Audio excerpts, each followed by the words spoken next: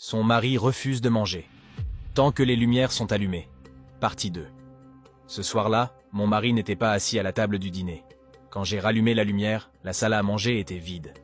L'assiette avait disparu. Et sur la table, quelque chose rampait. Long, visqueux, comme un ver de terre.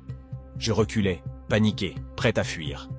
Dans ma peur, je criais « Chérie, où es-tu » À ma grande surprise, il sortit calmement de la cuisine, un sourire aux lèvres.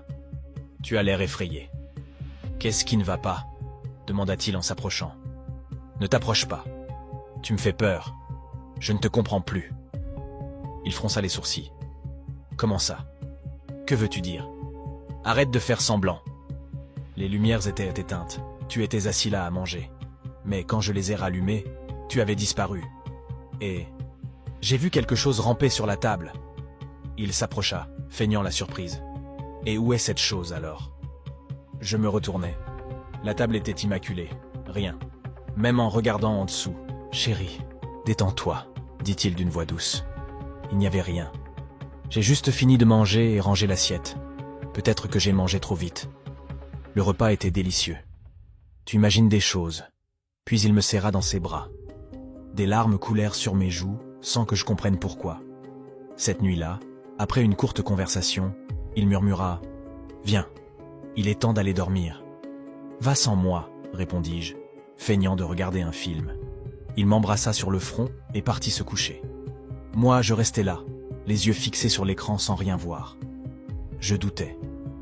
Était-ce bien réel? Mon mari était-il encore l'homme que je croyais connaître? Devais-je fuir? Mais notre mariage n'avait même pas quelques mois. Que diraient les gens? Peut-être que ce n'était rien. Peut-être que c'était moi qui exagérais. Au matin, avant d'aller travailler, j'allais trouver son ami proche, notre voisin. Je lui confiai tout. Son visage devint livide. « C'est étrange, » dit-il. « Je connais ton mari depuis des années. Je n'arrive pas à y croire. Écoute, ce soir, quand il mange, envoie-moi un message. Je viendrai. Si c'est vrai, je te conseillerais d'en parler à ta famille. Il faudra agir vite. » Je hochai la tête, soulagé. Mais j'ignorais qu'il savait déjà et qu'il faisait partie de quelque chose d'encore plus sombre avec mon mari. Ce soir-là, je rentrais plus tôt, fatigué. À peine arrivé, j'entendis mon mari revenir en hâte. Il avait oublié quelque chose. Avant qu'il n'entre, notre voisin l'appela. Ils ignoraient que j'étais déjà à la maison. Je me postai près de la fenêtre et écoutais. « Je t'avais prévenu, » dit le voisin. « Je ne fais pas confiance à ta femme. Je savais qu'un jour elle allait s'en mêler. Imagine un peu ce qu'elle a fait hier soir. »« Comment le sais-tu » demanda mon mari. « Elle m'a tout raconté ce matin. » Mon mari resta figé, surpris. Puis le voisin se pencha et chuchota. « Fais ce qu'il faut, avant qu'il ne soit trop tard. » Mon mari répondit d'une voix grave. « Elle porte mon enfant. » Et le voisin répliqua froidement. « Alors qu'est-ce que tu attends ?» À travers la fenêtre, les larmes me brouillaient la vue. Mon cœur battait à tout rompre. J'étais à la fois confuse et terrifié.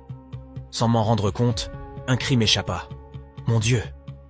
Le silence tomba. Puis, lentement, ils tournèrent la tête vers la fenêtre.